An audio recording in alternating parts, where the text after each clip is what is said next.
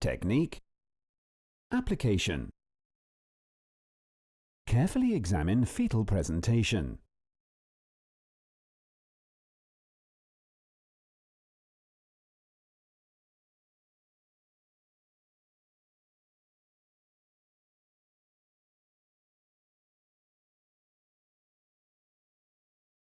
When using a soft silicon cup like the Silc Cup, squeeze the sides of the cup together to reduce its size before advancing towards the fetal head. You may lubricate the cup using a suitable obstetric antiseptic cream. Position the cup on the flexion point. An effort should be made to place the cup approximately 3 cm in front of the posterior fontanelle. Gently palpate around the rim of the cup to check that no parts of the cervix or vagina are covered by the cup.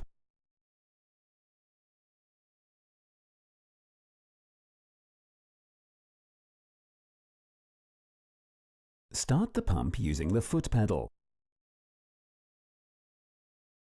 and set a light preliminary vacuum of approximately -20 kilopascal, -150 mm of mercury.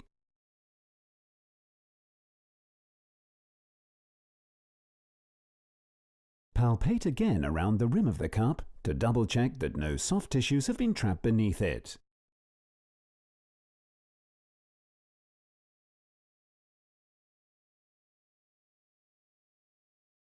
Contractions.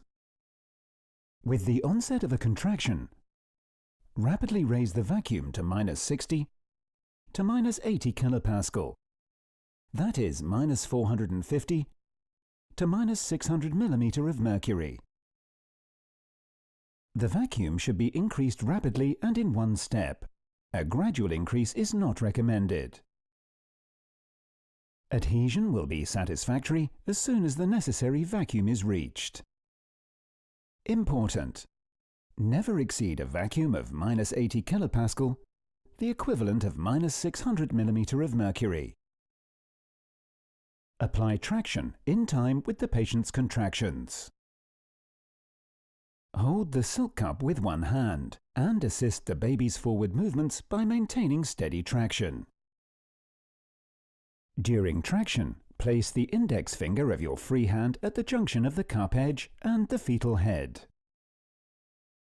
You will be able to feel if the cup is holding firmly, and also check that the entire head and not only the caput succedaneum is responding to the traction. With each successive contraction, draw the infant's head gently over the perineum. If the fetal head does not follow when traction is applied, check that the traction is parallel to the birth canal. The mother can normally bear down 2 to 3 times during a contraction. Traction should be applied throughout this period. At the end of a contraction, reduce or stop traction appropriately. Sometimes it may be helpful to apply gentle traction between contractions, just to prevent the head from sliding back. This can help dilate the soft tissues. Never exceed 10 minutes of cumulative traction time. Possible difficulties. If the cup separates from the fetal scalp, it may be due to the wrong technique being used. Should this occur, check for trauma to the fetus scalp before reapplying the cup. Avoid sudden jerks. Apply an appropriate, steady and constant traction.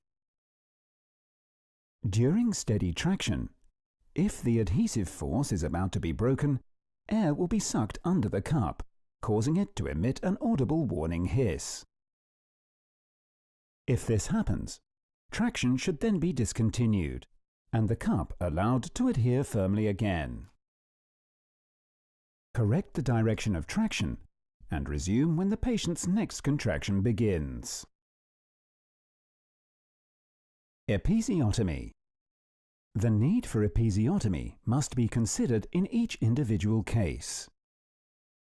The obstetrical instrument does not require routine episiotomy. In certain cases of severe fetal distress, however, episiotomy may facilitate more rapid delivery. Delivery. Delivery of the head can normally be achieved in 3 tractions, within a maximum of 15 to 20 minutes. Once the head has been delivered, reduce the vacuum to 0. Switch off the vacuum pump and remove the cup. The shoulders and trunk are delivered in the same way as in spontaneous delivery.